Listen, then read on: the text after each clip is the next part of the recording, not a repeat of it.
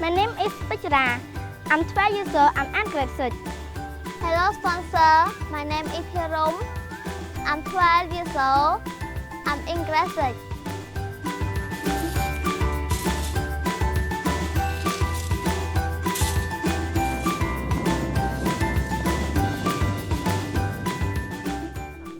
Môn ra đến bọc nhóm nâng thả cùng bọc nhóm là miền tập xãសម្រាប់ប្រើប្រាស់នឹងហូបទេពួកគាត់ធ្វើទឹកឆៅ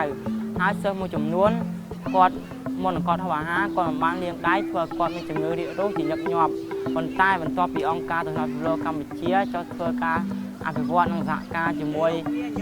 សហគមន៍អភិវឌ្ឍកសិកម្មពួកគាត់បានយល់ពីរបៀបលាងដៃពួកគាត់មានទឹកស្អាតសម្រាប់ប្រើប្រាស់នឹងហូបពួកគាត់មានសុខភាពល្អនិងមករៀនបានទៀងទាត់ថ្ងៃអនាគតខ្ញុំចង់ខ្លាចជាចាប់ផ្ដើមហ្មងឯងពីមុនសាលារៀនរបស់ខ្ញុំគ្មានភាពតាក់ទងមានសភាពទ្រុឌទ្រោមគ្មានបានតម្លៃសម្រាប់ឲ្យសិស្សអានតែចាប់តាំងពីមានអង្គការទស្សនពិភពលោកចូលមកអភិវឌ្ឍសាលារៀនរបស់ខ្ញុំប្រែក្លាយជាសាលារៀនមួយដែលថ្មីឲ្យមានបានតម្លៃសម្រាប់ឲ្យសិស្សអានធ្វើឲ្យខ្ញុំនិងមិត្តភ័ក្តិរបស់ខ្ញុំចង់មករៀននៅថ្ងៃអនាគតខ្ញុំចង់ក្លាយជាគ្រូបង្រៀនដើម្បីឲ្យកុមារនៅក្នុងសហគមន៍របស់ខ្ញុំឲ្យមានចំណេះដឹងជាងមុន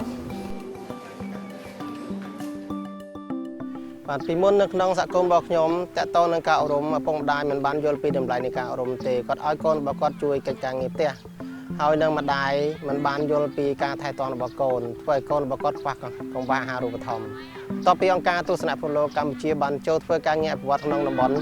គោលដៅរបស់យើងឃើញថាកុមារ 98.26% ក៏បានចូលរៀនហើយនឹង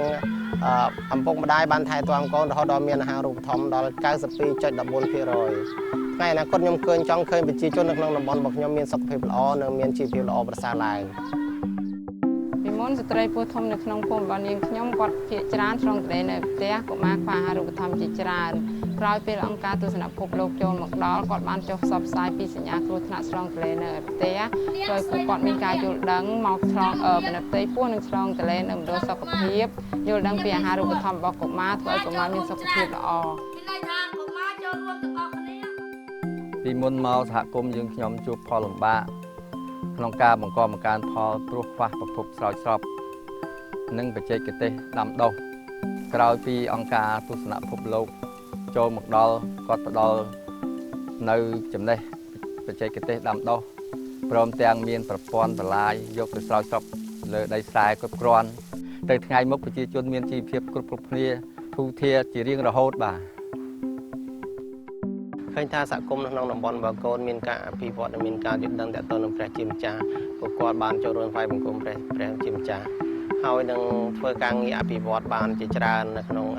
តំបន់របស់កូនឃើញថាទាំងផ្នែកអប់រំផ្នែកកសិកម្មក៏ដូចជាការការពារកុមារដែលធ្វើឲ្យកុមារនៅក្នុងតំបន់របស់កូនមានជីវិតពេញបរិបូរណ៍